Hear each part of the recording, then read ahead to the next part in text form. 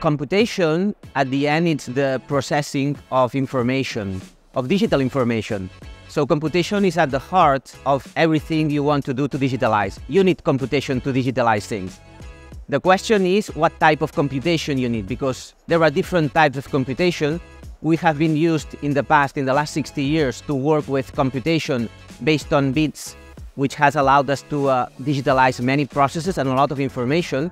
But there are other forms of computation that can help us to digitalize other things. For example, quantum computation can help us to digitalize a molecule.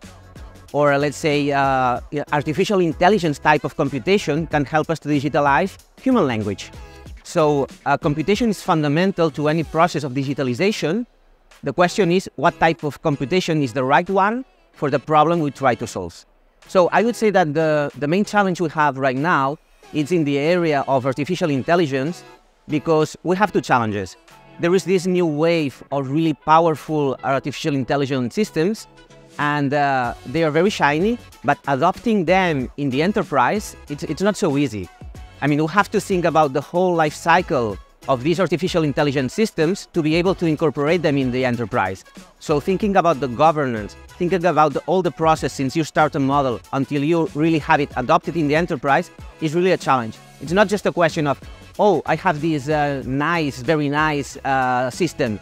You have to put it inside your processes, and that's a challenge. The other big challenge we have is around ethics and around regulation. So, and this is not just for the enterprise, it's about, as a whole society, we need to see how we arrange this challenge.